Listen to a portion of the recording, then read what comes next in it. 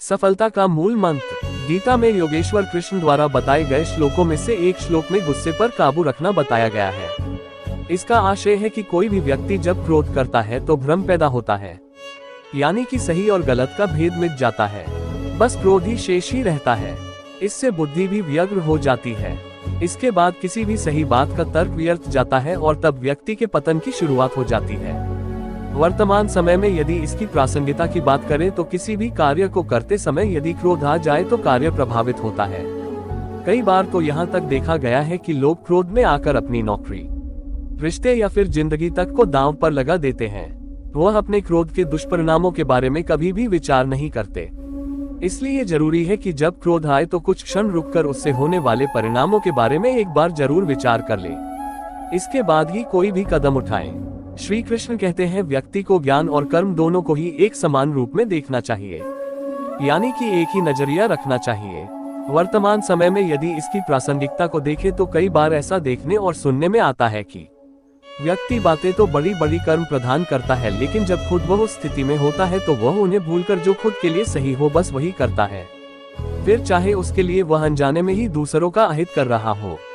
इसलिए ज्ञान और कर्म दोनों को ही सदैव एक समान नजरिए से देखना चाहिए। कर्म वही करे जिसकी ज्ञान इजाजत देता है। इस तरह से व्यक्ति सही गलत और पाप पुण्य के बीच का फर्क आसानी से समझ सकता है। दोस्तों, श्रीमद् भगवद गीता के एक श्लोक में योगेश्वर कृष्ण ने बताया है कि व्यक्ति का अपने मन पर नियंत्रण जरूर होना चाहिए। वह अर्जुन से कहते हैं कि मन अत्यंत चंचल होता है, इस पर विराम लगाना मनुष्य की जिम्मेदारी होती है, अन्यथा ये तो अपनी ही गति से चलता रहता है।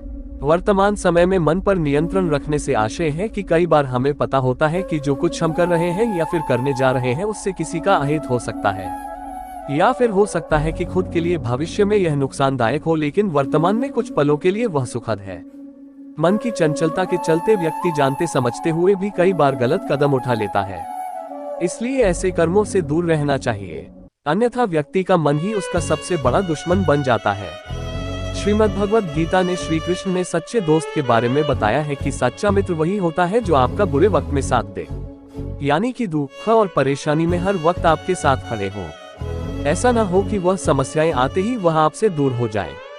यदि आपका मित्र ऐसा न करे तो तुरंत ही उसका परित्याग कर देना चाहिए, अन्यथा ऐसे लोग आपके मित्र बनकर मित्रों की संख्या में तो इजाफा कर देंगे, लेकिन जरूरत पड़ने पर कोई आपके साथ नहीं होगा। वर्तमान समय में इसकी प्रासंगिकता कुछ इस तरह है कि वक्त जब सही हो तो तमाम दोस्त मिल जाते हैं मौज मस्ती करने के लिए, लेकिन वक्त खराब हो तो सभी साथ छोड़ देते हैं। बहुत कम होते हैं जो आपका साथ देते हैं, तो जो बुरे वक्त में साथ दे वही सच्चा मित्र है। श्री कृष्ण ने गीता में अर्जुन से कहा कि व्यक्ति को अपने गुरु के अलावा अपने अनुभवों से भी सीख लेनी चाहिए, अन्यथा कई बार व्यक्ति परेशानी में पड़ सकता है।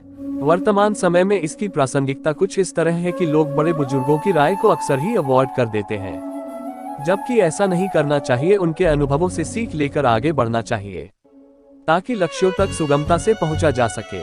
अन्यथा कई बार ऐसा भी देखा गया है कि बार बार असफलता मिलने के बाद भी व्यक्ति उसी पथ पर उसी प्रक्रिया से बार बार गुजरता है, जबकि उसे बीते समय में मिले परिणामों का विश्लेषण करना चाहिए और फिर मिले अनुभवों के आधार पर आगे बढ़ना चाहिए। श्रीमद् भगवद गीता में श्री कृष्ण अर्जुन को बताते हैं कि मोह के बजाय सत्य को जानने का प्रयास करना चाहिए, यानी कि शरीर एक दिन नष्ट हो जाएगा तो इसका मोह त्याग दें और समाज और धर्म की स्थापना के लिए जो भी बेहतर से बेहतर कर सकते हो उसे करने में कोताही न बरतें। वर्तमान समय में इसकी प्रासंगिकता कुछ तरह है कि व्यक्ति को ईश्वर और धर्म को जानने का प्रयास करना चाहिए। ऐसा करने से वह कभी भी किसी भी गलत दिशा में नहीं जाएगा, साथ ही वह धर्म और ईश्वर को जानते समझते हुए कार्य करेगा। ऐसे में उसके सफल होने की संभावनाएं भी अधिक हो जाती हैं। नमस्कार दोस्तों, आपसे एक छोटी सी रिक्वेस्ट है, अगर आप हमारे चैनल पे नए हो तो चैनल को सब्सक्राइब करें, अपनी राय कमेंट के माध्यम से हमें बताएं।